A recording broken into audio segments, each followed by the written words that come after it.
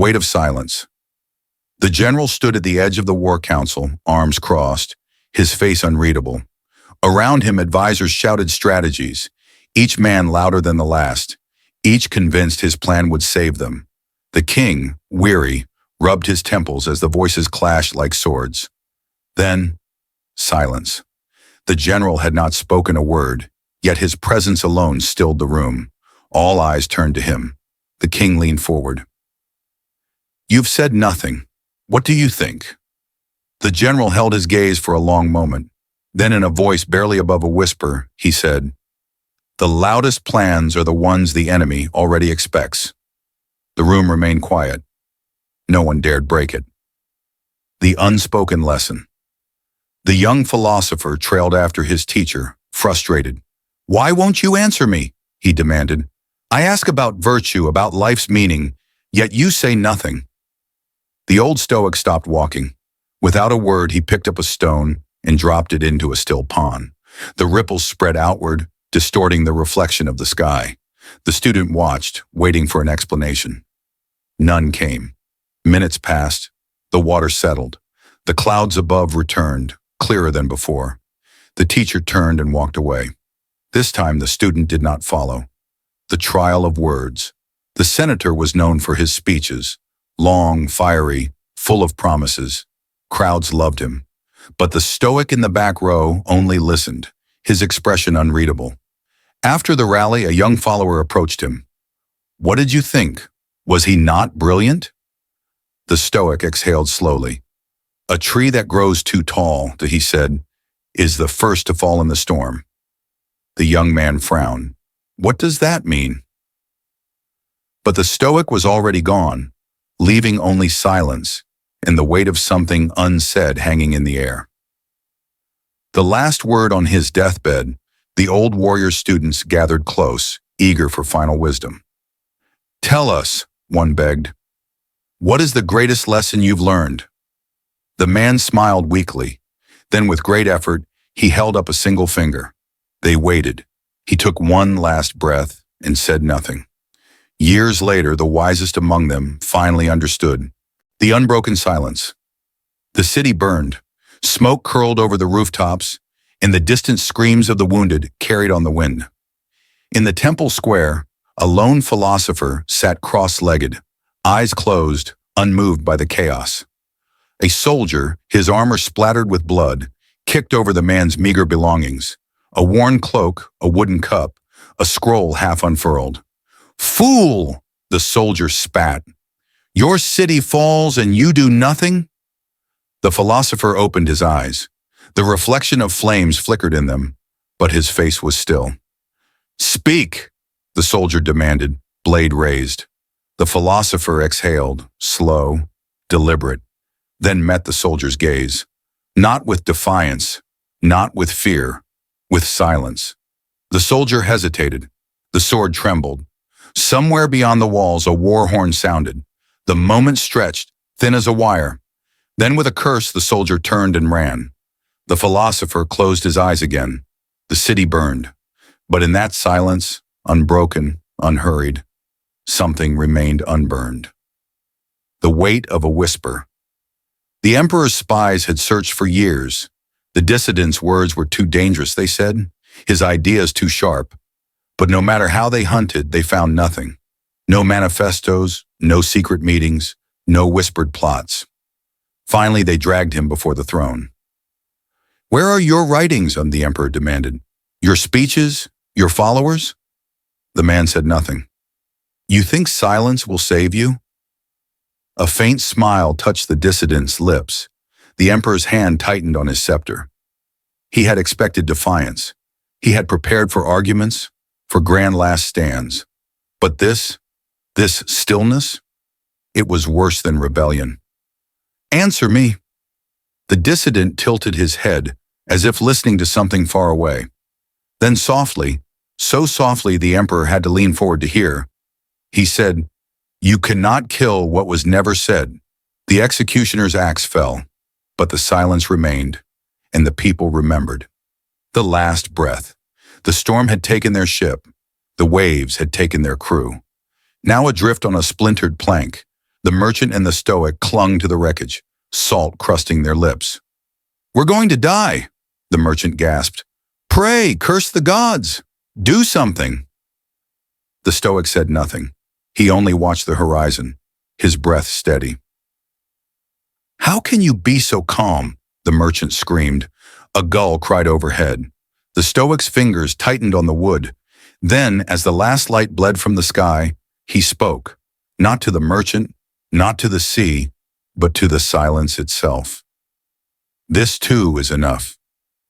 The waves took them both, but the words never drowned. The silence after the storm.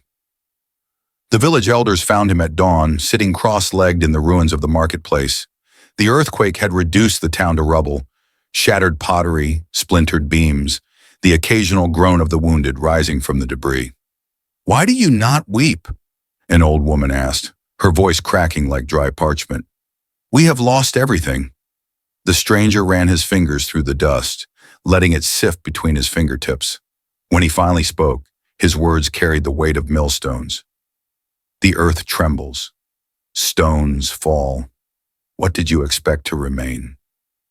A child began wailing nearby. The stranger stood, brushing the ash from his robes. Without another word, he began lifting broken beams, pulling survivors from the wreckage. The villagers watched, then, one by one, joined him in wordless labor. By sunset, they had saved 12 lives.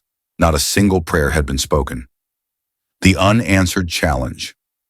The young champion stood in the arena, his sword gleaming under the harsh noon sun. The crowd roared as his opponent, a grizzled gladiator with scars like a map of old wars, stepped into the dust. "They say you never speak before a fight," the champion taunted, spinning his blade. "What? Are you saving your breath for screaming?" The old gladiator adjusted his grip on the spear. Silent. The champion attacked in a whirlwind of steel, his movements precise, lethal. Yet with terrifying economy, the veteran parried each strike, never retreating, never wasting motion.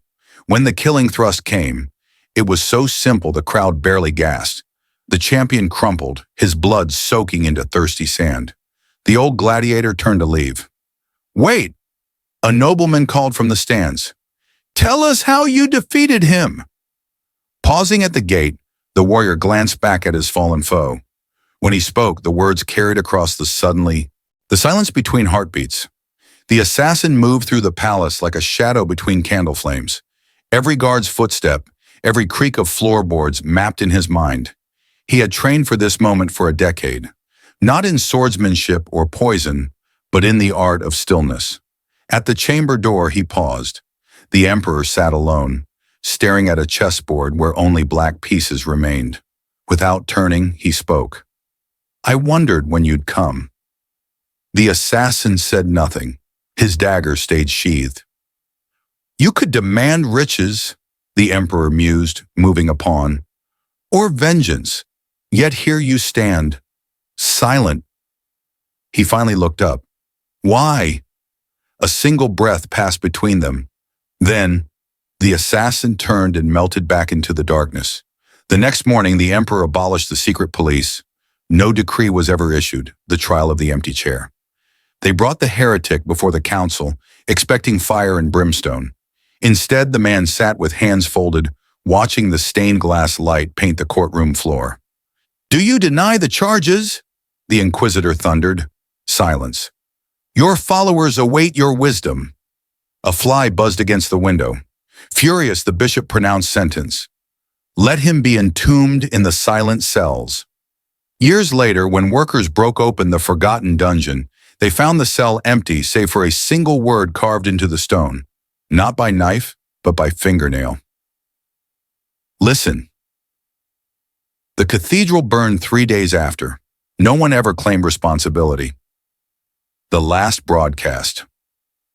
When the airwaves went dead during the invasion, radio operator 71 kept transmitting. For 3 months after the occupation, after the executions, his signal pulsed through the static. No words, just the steady tap of Morse code for here. The enemy triangulated the source. They found the transmitter in a bombed-out church. powered by a bicycle rigged to car batteries. The operator's skeleton still sat at the microphone, finger bones wired to the key. The colonel studying the scene suddenly tore off his insignia and walked out. That night, 6 battalions defected. No speech inspired them, just the echo of a dead man's persistence. The child who stopped talking after the mine collapse that buried 42 men, the sole survivor's son, never spoke again. Doctors found no physical cause. The village assumed trauma. But when drought came, the boy led elders to a hidden spring. When fever spread, he placed specific herbs on doorsteps. On the day of his father's memorial, he climbed the slag heap and extended both hands, palms up, empty. The next morning, a delegation from the mining company arrived to offer reparations. The silence wasn't broken. It had been speaking all along. Final transmission. Static, deep space mission log.